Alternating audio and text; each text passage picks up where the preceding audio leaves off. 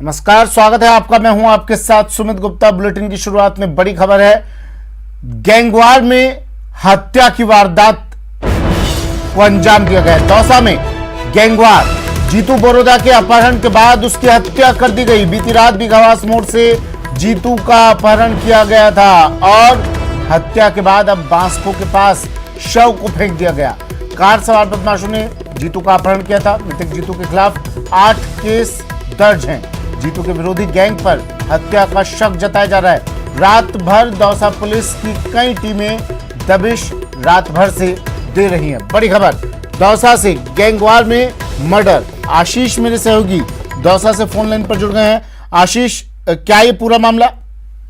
बिल्कुल, ये जो घटनाक्रम है बीती रात सदर थाना क्षेत्र से शुरू हुआ। यहाँ पर बीघावास मोड़ पर आपस में कहासुनी हुई। जीतू बोरोदा और कुछ अन्य जो कार सवार लोग थे उनके बीच कहासुनी हुई। यहाँ पर मारपीट हुई। मारपीट में जीतू बोरोदा पूरी तरह लहूलुहान हो गया और उसके बाद में जो जीतू बोरोदा का शव है वो रात के समय ही जयपुर जिले के बस्सी थाना क्षेत्र के बांसको के समीप मिला है।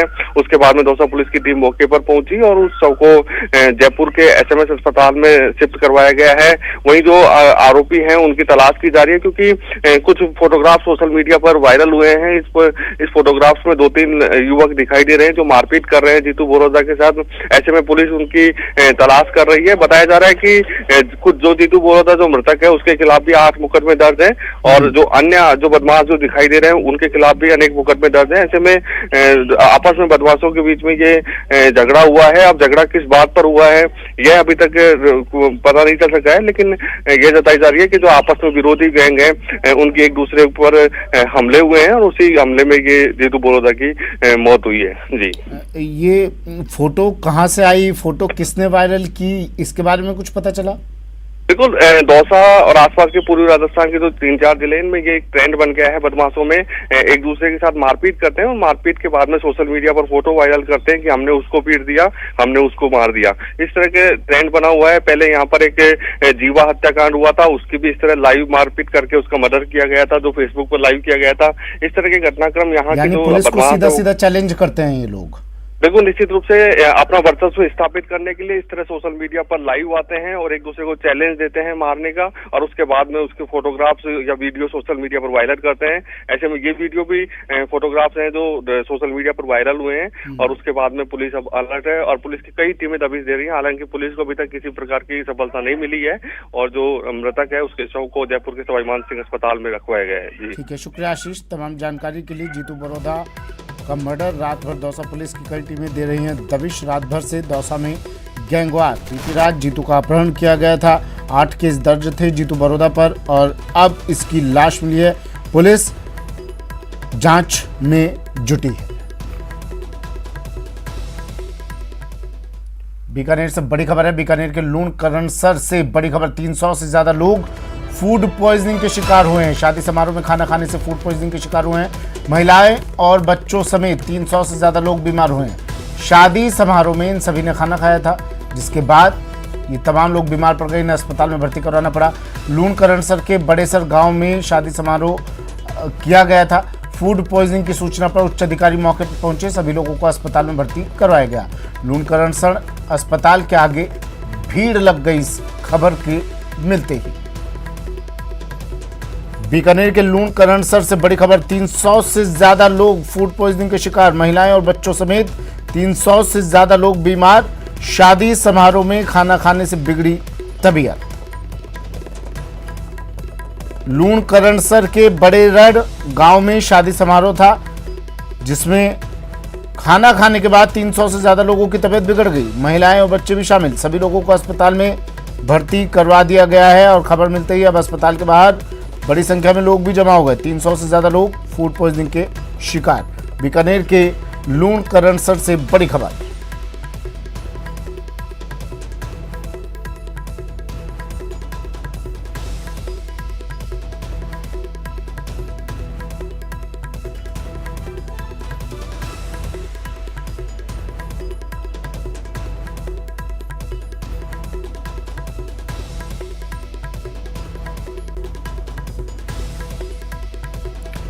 खबर बीकानेर से है। तस्वीरें टीवी स्क्रीन पर। तबीयत बिगड़ी, इसके बाद तुरंत इन्हें अस्पताल में भर्ती करवाया गया।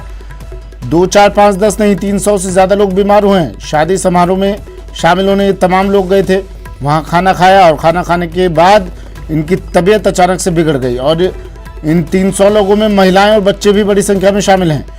लूणकरणसर के बड़े रण गांव में शादी समारोह आयोजित किया गया था। शादी समारोह था जिसमें इन लोगों की खाना खाते ही तबीयत बिगड़ गई, जिसके बाद इन्हें अस्पताल में भर्ती करवाया गया।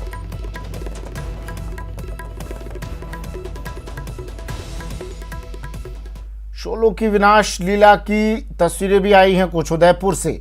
उदयपुर में एक ट्रेन में आग लग गई। फतेहनगर रेलवे स्टेशन पर खड़ी ट्रेन में आग लगी। देखते ही देखते आग ने विकराल रूप ले लिया। कोविड वार्ड के रूप में इस ट्रेन को रिजर्व किया गया था। पिछले कई दिनों से फतेहनगर स्टेशन पर एक ट्रेन खड़ी थी। फायर ब्रिगेड इसके बाद मौके पर पहुंची, आग पर काबू पाया गया। ये तस्वीरें देखिए, ट्रेन की एक बोगी में आग लगी। आग किन कारणों से लगी ये अभी साफ नहीं हो पाया है, लेकिन इस आग की लपटें धीरे धीरे फैलती गई और पूरी बोगी को अपने आगोश में इस आग ने ले लिया। दूर दूर तक उठता धुएं का गुबार इस आग की भयावहता को बता रहा है। इसके बाद तुरंत सूचना दी गई दमकल को। दमकल की गाड़ियां मौके पर पहुंची और आग पर काबू पाया गया। गनीमत की बात यह थी कि ट्रेन में कोई सवार नहीं था, ट्रेन खड़ी थी। खड़ी ट्रेन में आग लगी। कोविड वार्ड के रूप में इस ट्रेन को काम में लिया गया था। काफी समय से ये यहाँ खड़ी थी। अब ये आग कैसे लगी, किसी असामाजिक तत्व ने लगाई या कुछ और कारण रहे, ये जांच का विषय है। जांच की जाएगी हर पहलू को ध्यान में रखते हुए। लेकिन आप देखिए किस तरह से इस पूरी बोगी से आग की लपटें निकल रही है। धुएं के आगोश में लिपटी हुई ये पूरी बोगी। अब दमकल की गाड़ियां मौके पर पहुंची। इससे पहले कि ये आग की लपटें पूरी ट्रेन को अपने आगोश में लेती, उससे पहले दमकल की गाड़ियां मौके पर पहुंची और इस आग पर काबू पाया गया। उदयपुर से ये तस्वीरें।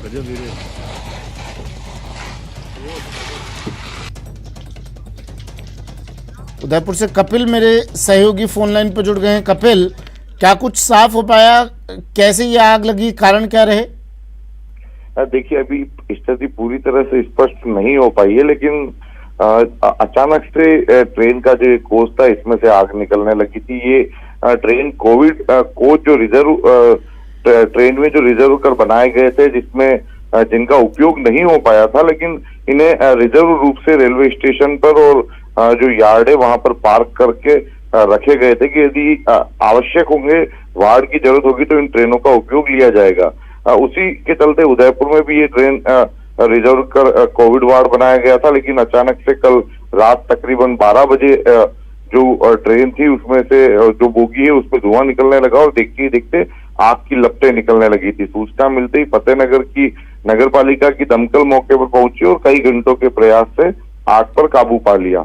जी कपिल, क्या मैं ये फिर इसलिए पूछ रहा हूँ कारणों के बारे में, आग लगने के कारणों के बारे में, क्या किसी तरह का ऐसा अंदेशा भी जताया जा रहा है कि कुछ असामाजिक तत्वों ने ये आगजनी की हो, ऐसा कोई अंदेशा?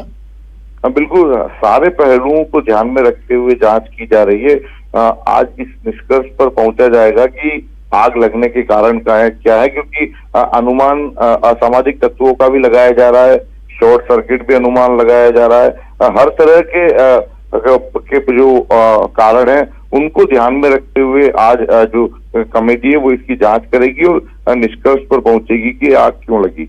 ठीक है, शुक्रिया कपिल तमाम जानकारी के लिए। कपिल मेरे सहयोगी उदयपुर से फोन लाइन पर जुड़े बता रहे थे इस खड़ी ट्रेन में अचानक आग लगी और धू धू कर ट्रेन की एक बोगी जलने लगी, धुएं का गुबार उठने लगा, आग की लपटें, शोलों की विनाश लीला। इसके बाद तुरंत दमकल की गाड़ियां मौके पर पहुंची और आग पर काबू पाया गया।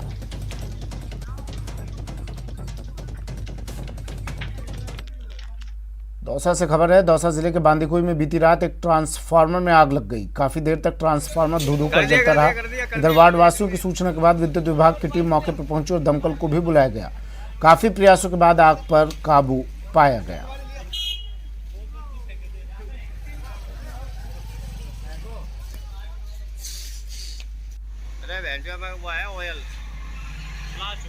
दौसा से खबर है। ट्रांसफार्मर में आग लगी। काफ़ी देर तक ट्रांसफार्मर जलता रहा। इसके बाद काफ़ी मशक्क़त के बाद आग पर काबू पाया गया। ये तस्वीरें देखिए, दौसा से तस्वीरें। ट्रांसफार्मर पर में लगी आग, धू धू कर पूरा ट्रांसफार्मर दहक उठा, जल उठा। कड़ी मशक्क़त के बाद आग पर काबू पाया गया।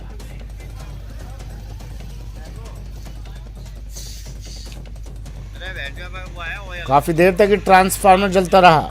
उसके बाद इस आग पर काबू पाया गया। दौसा जिले के बांदीकुई का ये मामला है। वार्ड वासियों की सूचना के बाद विद्युत विभाग की टीम मौके पर पहुंची और दमकल को भी बुलाया गया। इसके बाद आग पर काबू पाया गया।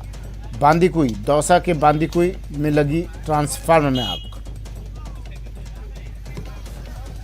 और बड़ी खबर सीएचए के धरने से जुड़ी। सीएचए का धरना लगातार जारी। सीएचए के धरने का आज 42वां दिन है। आज शहीद स्मारक पर महापंचायत होगी। शहीद स्मारक पर लोगों का धरना, सीएचए का धरना जारी है। बड़ी संख्या में स्वास्थ्य सहायक यहां धरने पर बैठे। 42वां दिन सीएचए के धरने का लगातार जारी। आज शहीद स्मारक पर महापंचायत होगी। लोगों का धरना जारी। बड़ी संख्या में स्वास्थ्य सहायक धरने पर बैठे हुए हैं। और आज शहीद स्मारक पर, जहां ये सीएचए पिछले 42 दिनों से धरना दे रहे हैं, आज यहां पर महापंचायत होगी। बड़ी खबर टीवी स्क्रीन पर। सीएचए ने कह दिया अब ये तमाम लोगों का सहयोग भी लेंगे और इसी को लेकर ये महापंचायत हो रही है। किसान संगठनों से इन्होंने अपील की है कि इनका साथ दे। कई किसान संगठन इनके साथ जुड़ गए हैं। ये अब रणनीति में, सीएचए अब अपनी रणनीति में बदलाव कर रहे हैं और ज़्यादा से ज़्यादा संख्या में लोगों से इनके संघर्ष में, इनके इस आंदोलन में जुटने का आह्वान कर रहे हैं। और पिछले 42 दिनों से देखिए हज़ारों की संख्या में सीएचए अपने परिवार के साथ यहाँ पर बैठे हैं, धरना दे रहे हैं, मांग कर रहे हैं कि इनको संविदा कैडर में शामिल किया जाए। 28,000 की संख्या में बता रहे हैं सीएचए हैं।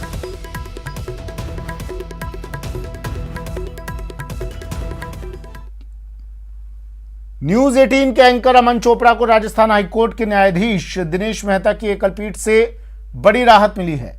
जस्टिस मेहता की कोर्ट ने अमन चोपड़ा की गिरफ्तारी पर रोक लगा दी है। जज ने इस मामले में अमन चोपड़ा को निर्देश दिया है कि आगामी 16 तारीख को 11 बजे से 5 बजे तक डूंगरपुर थाने में उपस्थित होकर पुलिस जांच में सहयोग करे।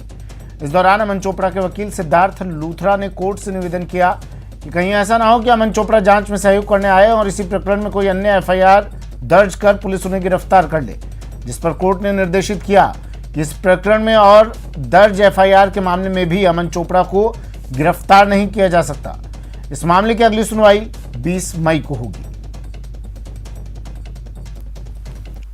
और माननीय उच्च न्यायालय ने अमन चोपड़ा की इस एफआईआर के अंदर जो बिचीवाड़े थाने में करी गई है या यदि कोई और फ्यूचर में एफआईआर होती है तो उन सारी एफआईआर के अंदर अरेस्ट पे स्टे कर दिया है और अमन चोपड़ा को डायरेक्शन दिया है कि वो 16 मई को सुबह 11 बजे बिचीवाड़े थाने में इन्वेस्टिगेशन में सहयोग देने के लिए उपस्थित होंगे।